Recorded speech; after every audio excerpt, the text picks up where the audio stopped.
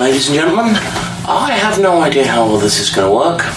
Talking to a camera is very, very different from talking in front of a live audience. It's very difficult to talk appropriately without having an audience to play off a lot of the time. But I'm going to do my best. It's been a long time since I played with video cameras, but we'll see how this kind of goes. I would like to welcome you guys to the honours section of personality psychology of personality, and it should be fall 2012. If this has been discovered in the future, I really recommend you watch something different. I am not starting with a bang. Previous classes I've done all sorts of tricky things. I have hidden stooges in the audience. I've pretended to be somebody else. I've faked crying breakdowns. I've done all sorts of weird stuff, but you guys are honest students, you're adults. I am trusting you guys to be able to hold your attention without pulling any sorts of pranks, or at least saving them till later. Now, I should tell you a little bit about myself without sounding narcissistic, and we'll get to narcissism later in the course. My name is Felix Smith. I go by Felix. I go by Dr. Smith these days. Sometimes, generally speaking, I'm okay with you guys calling me Felix. I will warn you, I don't go by Professor Smith or Professor Felix. Professor is an academic rank. An associate professor, an assistant professor, or a full professor, I don't have that rank, so I would thank you guys not to call me Professor, because it's a pet hate and I'm weird, sorry. My PhD is in clinical psychology from the department at Central Michigan, just up the road, so if you have a parochial reason to hate me, that's fine one, that's good enough. My focus is primarily in forensic psychology, the forensic end of clinical psychology. It includes, well, my particular focus area with that is the treatment of sexual offending. I also do research in the area of differentiating unusual sexual behaviour from coercive and criminal sexual behaviour. Some of the areas that I focused on that have been focused on using traits and ideas behind personality psychology to differentiate people in those kinds of areas. So, aside from class material, if you have interests or questions about clinical or forensic psychology, you're welcome to bring them to me, with the one exception of offender profiling, because I think it's all horseshit. I think everybody involved in, what's that awful TV show called? Criminal Minds. Everyone involved in Criminal Minds should be taken outside and horsewhipped. Apparently that makes me a bad person. In terms of philosophical approach, I consider myself to be very much a logical positivist.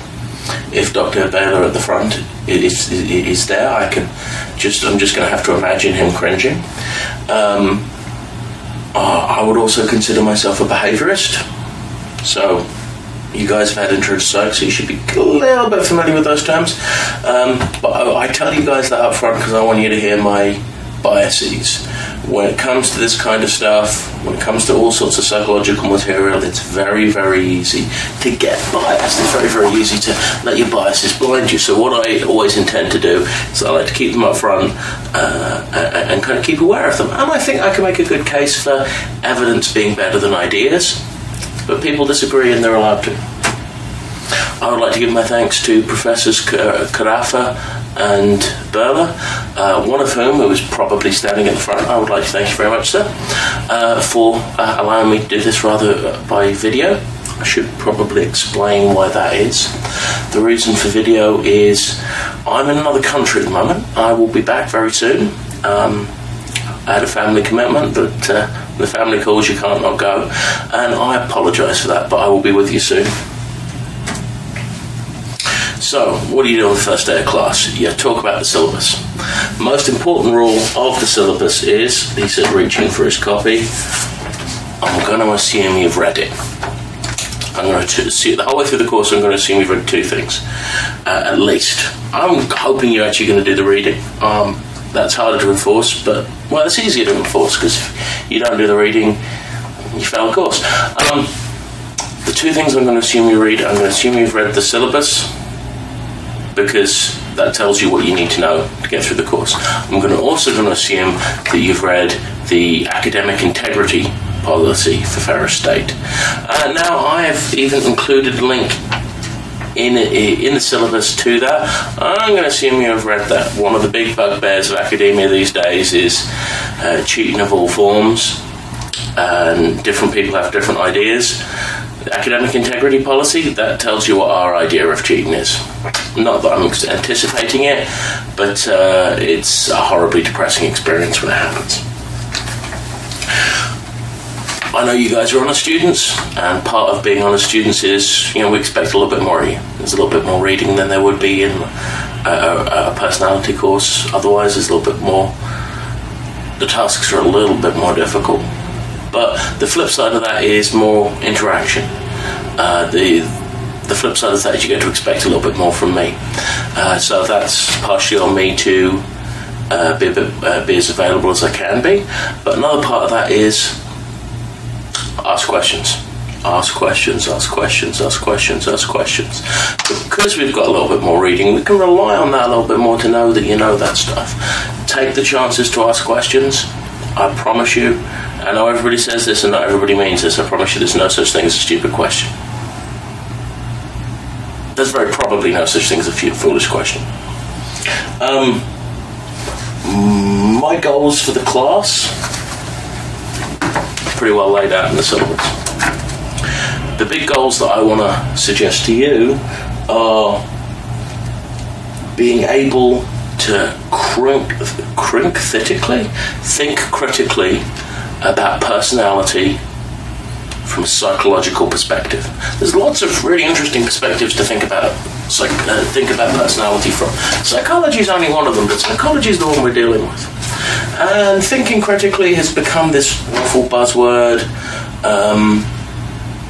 So I should say what I mean by that. Thinking critically means being able to think about things in a way that you deconstruct them, you take them apart, and thinking about things in a way that you don't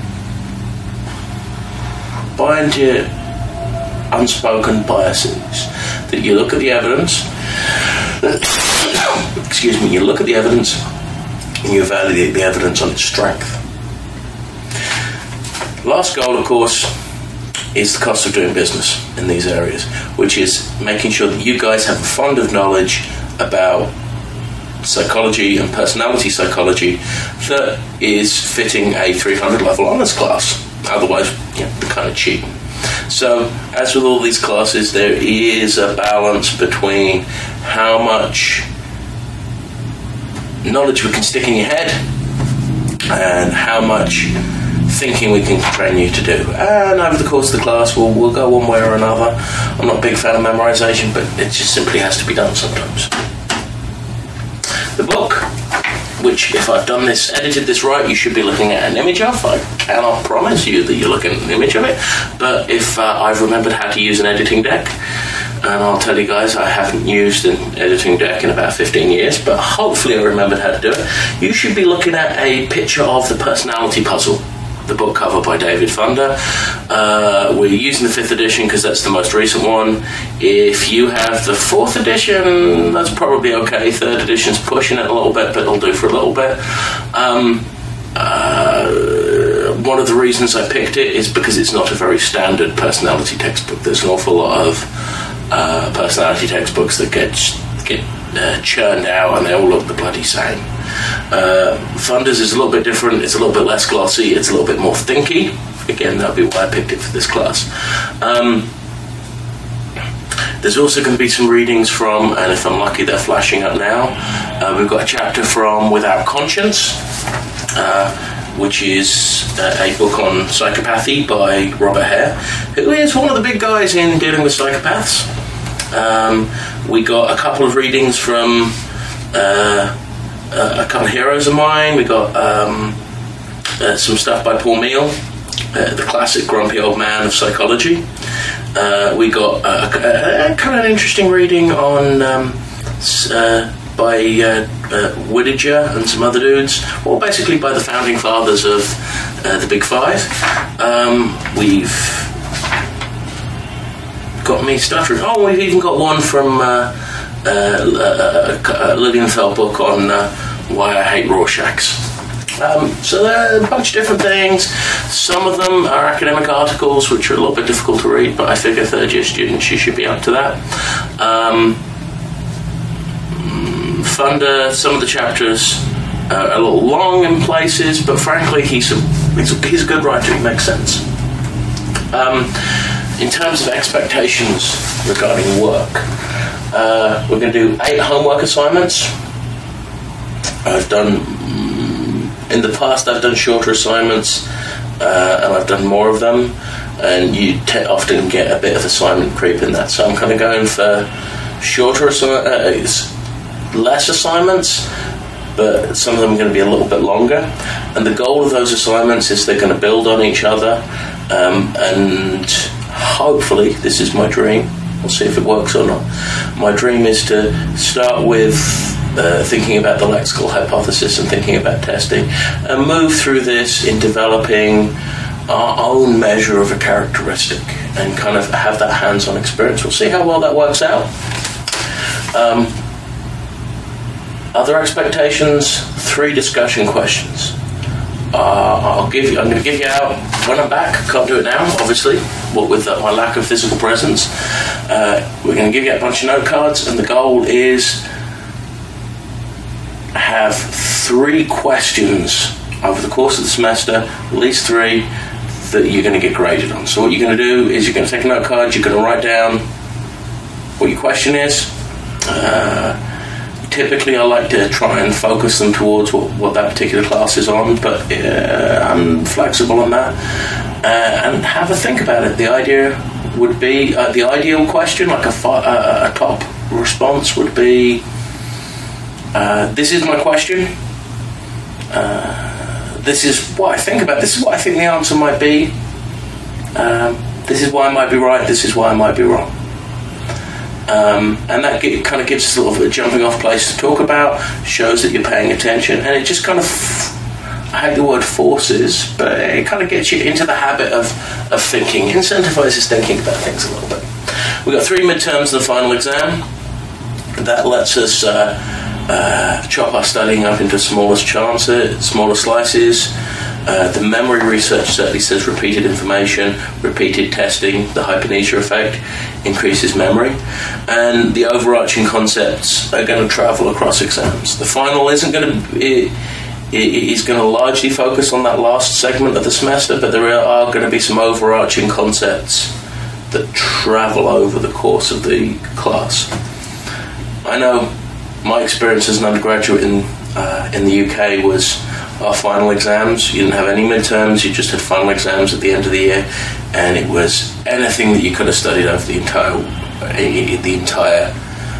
year, and that kind of bone-clenching terror it kind of helped motivate it. Now, I'm not a big fan of inflicting bone-clenching terror, and I don't want to inflict bone-clenching terror, but I think that feeling of having a final exam can be a useful one. It kind of ties the course together and gives you a feeling of finishing. Behavioural expectations. I expect you to be here. I kind of expect a little bit of discussion, a little bit of engagement in class. If you're sitting at the back reading Facebook, that makes Felix sad in his heart.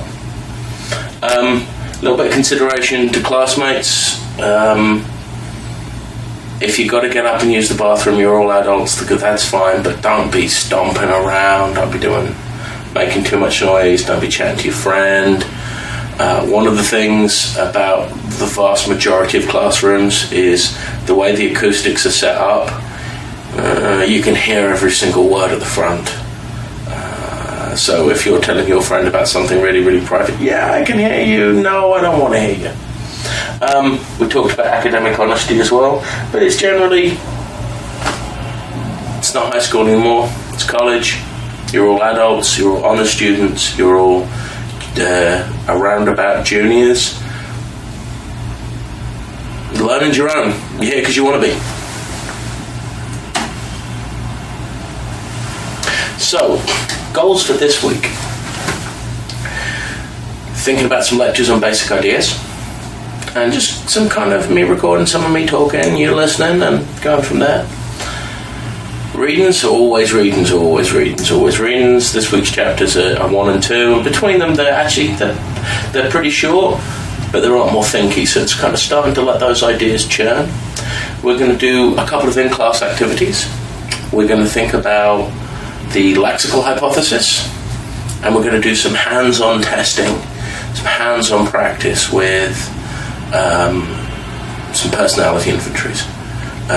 One of my pet hates as an undergrad was you take personality and they talk about personality, they talk about the MMPI and the NEO-PIR and the California personality inventory and all these different ways of measuring personality, these different ideas, and you had no clue what they were talking about because we never showed you them. Now, some of the reason we don't show those measures in these kinds of classes is there's some test security issues. If you've spent a bunch of time looking at the MMPI, we can't then use the MMPI to investigate you as clinicians, which can be a problem. So I'm not going to break any rules, but I do have some tests that we can use in those kinds of contexts. So we'll be breaking those out and having a look at them. Those two activities are going to roll together into being our first homework. So what's going to happen is we're going to do a little bit of work on this, looking at personality inventory and taking it, and then we're going to turn that into some in-class discussion. We're going to do some feedback. We're going to talk about the lexical hypothesis, which it's all going to make sense later, I promise. And we're going to do a little in-class exercise. You're going to write that up, and those two parts together, as I said, are going to be the first homework. Now, I am sympathetic to the perils of group work. Anyone who's ever been to college has had that experience where you get in a group and you're surrounded by free riders and you end up doing all the work and everybody hates it. So anytime I'm going to ask you guys to do that would be why there's no group presentations or group papers on the syllabus. But so if there's any time I'm going to ask you guys to do group work, the bit when it comes to writing stuff down and sending it to me, you all get to do your own version of that. So it's all there's some group work, but it's all personalised, personal expression. America, individualism, it's wonderful. So, most frustrating thing about the first week. What is personality? I want to ask you guys. I want to do in-class exercise. Obviously, that's not possible at the moment, so we might touch on this idea again. What is personality? Very frequently, when you ask people what is personality, you get superficial answers. And you get those superficial answers because those superficial answers are pretty useful day to day. It's what people are like. It's things that you know about people. It's the kind of person you are. It's how a person is.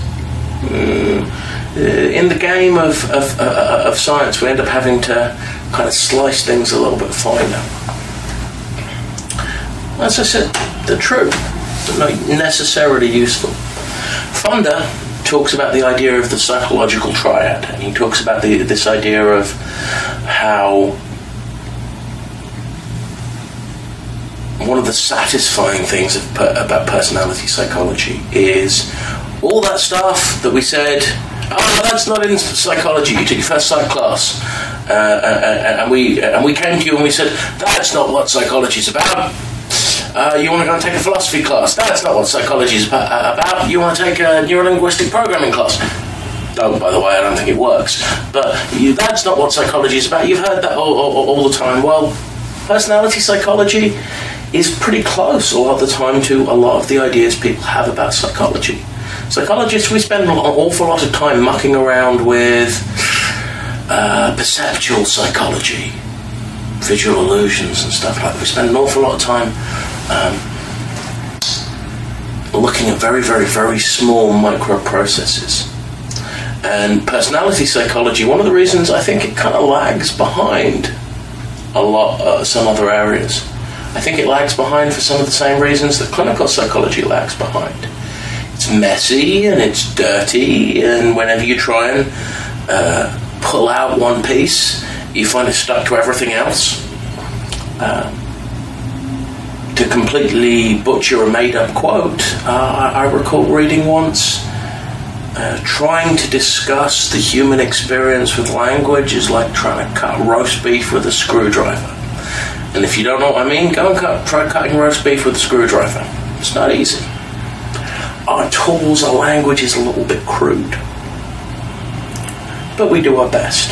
So Thunder's idea is, when we talk about personality, we're talking about how people think, how people feel, what their emotions are, how people behave. These things are all aspects of personality. Now, I would nail it even a little bit more specifically than that. Personality psychology is a discussion of internal traits, by which I mean things about people, and those things, thoughts, feelings, behaviors, that are consistent within a person over time. If I'm one way in one situation and one way in another situation, we would say that congruence between those two situations, that overlap, that continuation, is an expression of my personality. Awful lot of this stuff, we're not able to directly see it. I can't cut open your brain and have a look for that bit of personality. Let's see if we can find some. Let's see if we can find some moral reasoning.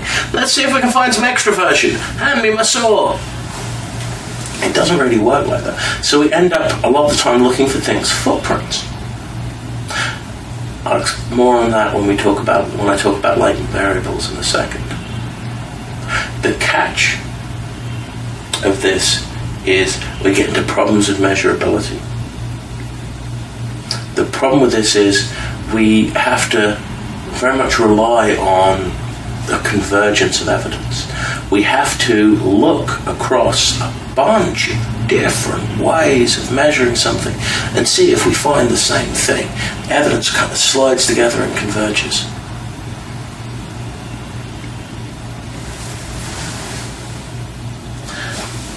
And when we don't do well with that, our work suffers. An example of this, there is a personality inventory called the NEO. The Neuroticism, Extroversion and Openness Personality Inventory. Now, there was the NEO, and then there was the NEO-PIR, Neuroticism, Extroversion, Openness to Experience, Personality Inventory, Revised Edition, and now when we talk about the NEO, we'll be talking about the NEO-3, because knowledge gains, we add stuff. Now, the initial NEO was one of the first examples of the Big Five. We're going to talk about the Big Five quite a bit, because I'll tell you the truth, that's probably one of my favourite ways of thinking about people. The problem was the validation data for the early NEO was problematic, and what was problematic about it was they got the NEO and they compared it to a bunch of other personality inventories, and they went out and they gave people the NEO and they said, okay, you filled out this NEO to tell us some words that are about you, and had people generate words about themselves that describe themselves, words about their traits. Again, more on that when we talk about the lexical hypothesis. The problem was they never actually went and related it to real world outcomes. They never actually went and said, okay, we've got this dude, he's really extroverted. Let's put him in a room with a bunch of strangers and see what he does. So one of the things that we want to keep cued in on, and one of the reasons why we've got a reading by Robin Dawes, who's the guy who, nearly broke psychology back in the 80s, 90s, back in the 90s. Yeah, nearly broke the whole field, so he's a little bit scary. And that was in a book called House of Cards, which I thoroughly I'm not put it on my reading list, but I thoroughly recommend you check that one out. That's an excellent book. Anyway, we don't want to take too much for granted. Yeah. We want to be thinking about, in these kinds of evidence, we want to be looking for that convergent evidence. So, I just got to keep clapping my hands, because if I'm showing text while I'm doing that, it just sounds like I messed up the sound feed. So, kinds of personality. In any area in psychology, you end up thinking about perspectives. Psychology is a science. Science ends up model building. We build models of the universe, we test those models, we attempt to falsify them, and then we change them or throw them out when they break. The general overarching ways of thinking about personality, honestly, could be 5 or 6 different classes. It's very much the old story of the blind man and the elephant. But let's think about them for a minute. We have the trait approach. We have the biological approach, the psychoanalytical or psychodynamic approach, the cross-cultural and existential humanistic approaches, and social learning and behaviorism. Now, biases. Yeah, I am very largely a trait approach kind of a guy. I'm a big fan of the trait approach. I like the idea of focusing on these individual differences between people. But that doesn't mean I'm right. So let's think, what is the trait approach? The trait approach is people like Paul Neal, things like the MMPI, things like the NEO. What we're going to do is we're going to ask you a bunch of questions. We're going to ask the people around you a bunch of questions. We're going to ask you about the kind of things that you do, the kind of person you are, and we're going to see how you vary in those things compared to other people. And then we're going to build huge towers of this and see what that predicts, what those differences between people mean. What are the things that are inherent to you? And there's an awful lot of math. The biological approach. One of the big guys here would be, an example of this would be Marvin Zuckerman. Zuckerman is one of the big guys in sensation-seeking behavior. And they are working they've got a trait part, the idea of sensation-seeking behavior, which is your desire for novel stimuli, your desire to seek out new and exciting things. And they have an idea of underlying biology that contributes to it, underlying temperament, underlying biological components and processes.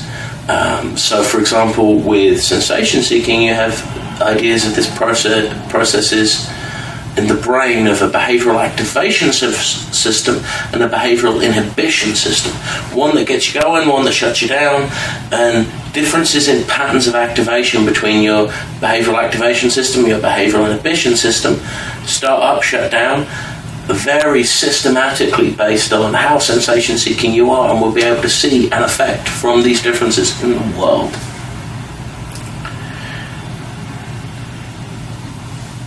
Psychoanalytical and psychodynamic. Psychoanalytical and psychodynamic refer to the Freudian tradition. I like Freud. I'm not a huge fan of his fan club. A lot of the folks who came after Freud's early work, pretty good. He did kind of invent psychology. Well, he invented clinical psychology, I guess you could say. Wouldn't probably invented psychology. His early stuff's great. His early stuff's good. His late stuff is fantastic. It's really, really insightful. It's really, really clever. I would strongly encourage you one day, if you're interested in psychology, go back and read it rather than reading what some people told you about it. Some of it's dated a little bit, but there's some good stuff there. Some of it does sound a little bit crazy to modern ears, but I shouldn't use the C word. Some of it sounds a little bit outlandish and weird, but it is a focus on invisible, internal, unconscious processes that drive us. The things that we are unaware of that inform and command our action and behaviour. Anyone who's ever fallen in love can tell you there's stuff going on. You don't know where it's pushing you, but you know it's pushing you. And a lot of the ideas behind psychodynamic personality theory is to break down and explain these processes. Cross-cultural and existential humanistic psychology. Cross-cultural personality psychology is looking at the differences and the overlaps between cultures on individual differences. As somebody who's a bit foreign here, I find interactions with people, my cultural assumptions don't necessarily line up perfectly with American cultural assumptions. Turns out I've been here a long time, I've kind of acculturated now. But there's all, if the differences between two countries that speak the same language are pretty big, man, there's some stuff going on there, there's some action there.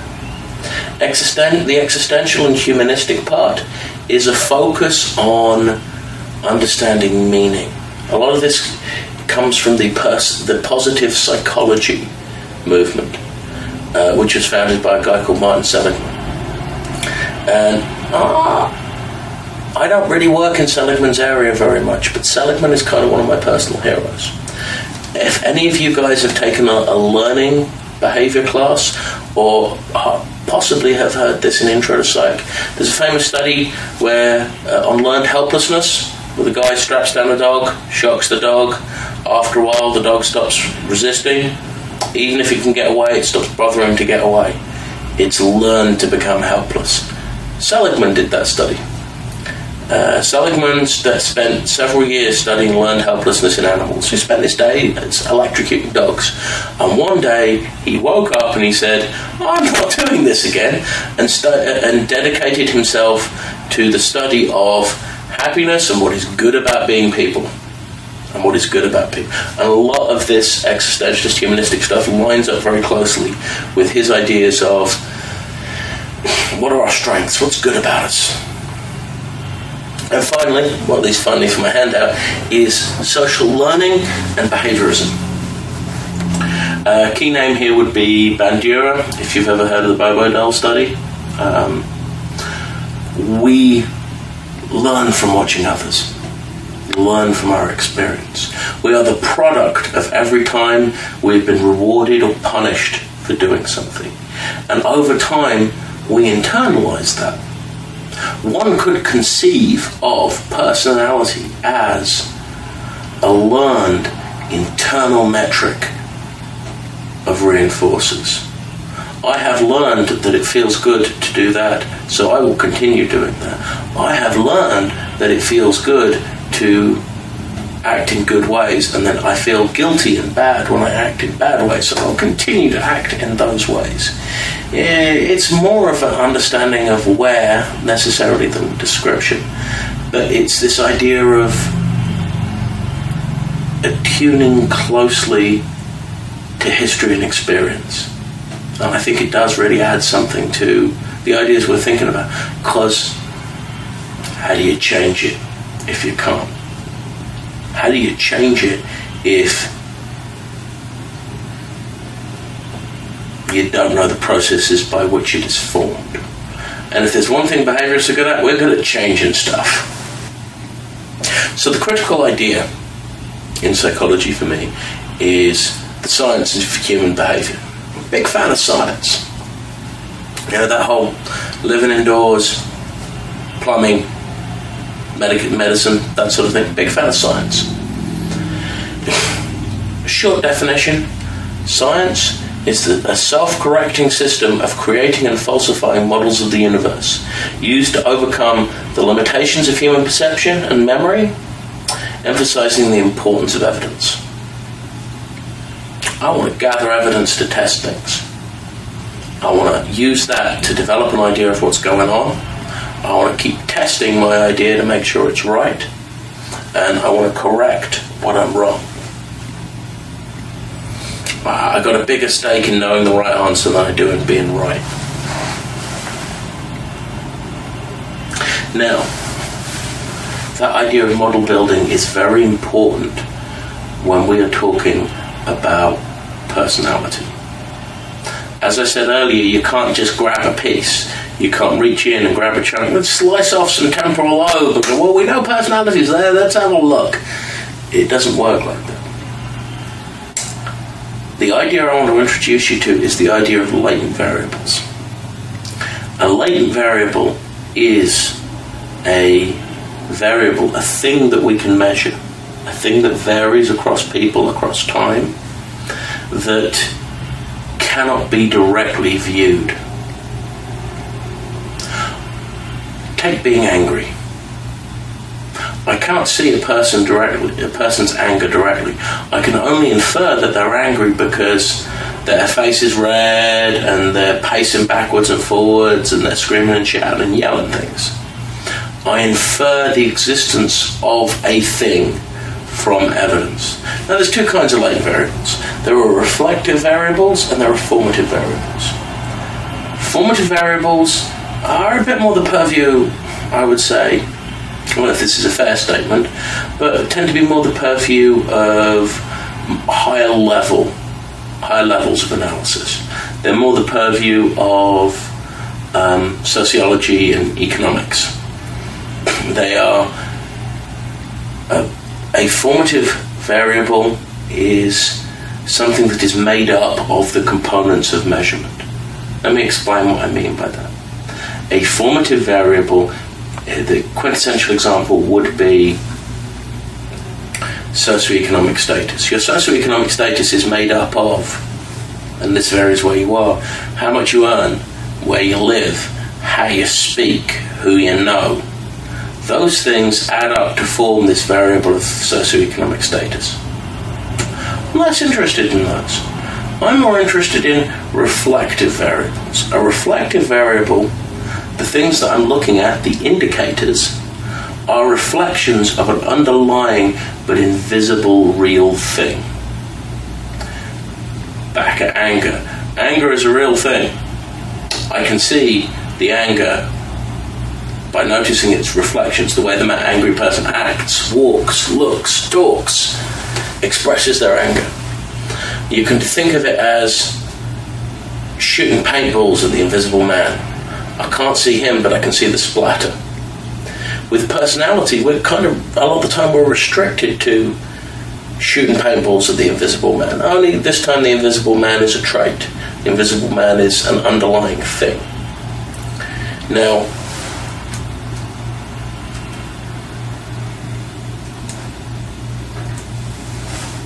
if personality is a real thing, we'll see it in all sorts of interesting places. It'll be reflected places. It will show through in our world. So an example of this would be testing. If I can use evidence to establish something, in this situation it would be norming a test. If I can use evidence to establish that certain responses indicate certain underlying things, I can infer an awful lot from that. I can work out an awful lot about what's going on in that invisible thing. Now, the other piece of paper you guys should have looks like this, and it says on the front IPIP Big 5 factor markers. This is your hands-on testing. This is kind of part 1.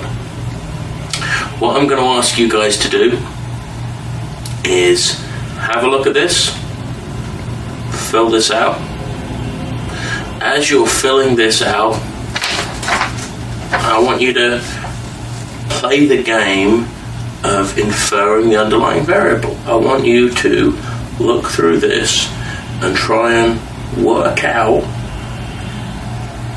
why do they want to know that? So what I'm going to have each of you guys do is fill it out, and then the first part of your homework is this. Part 1,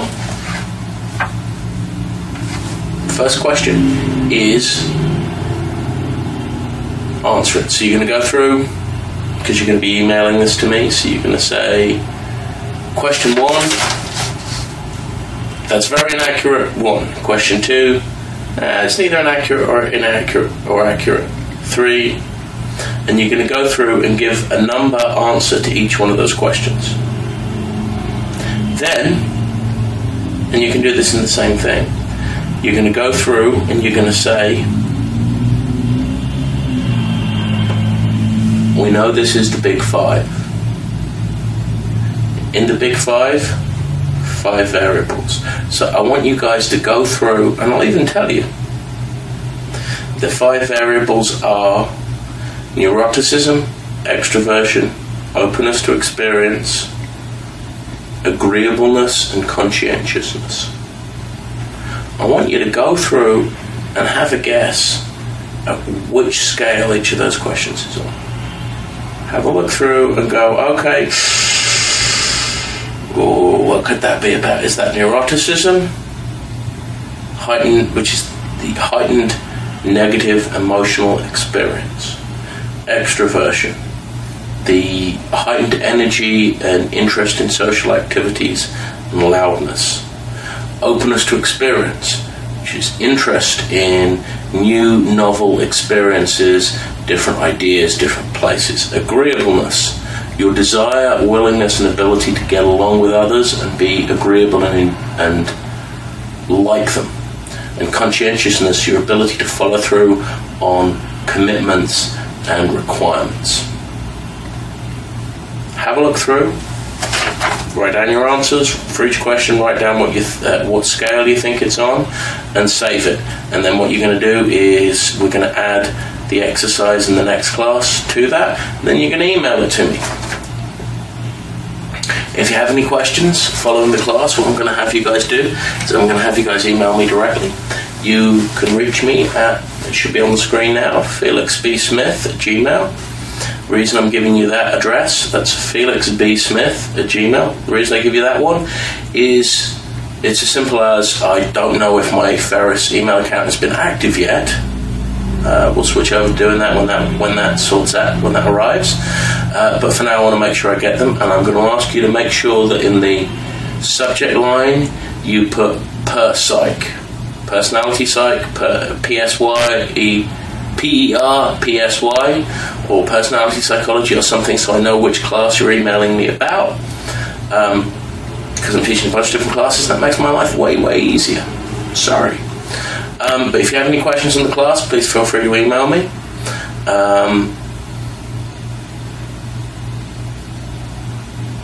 And then we'll go from there. I'll have you guys use the rest of the class period to finish those up.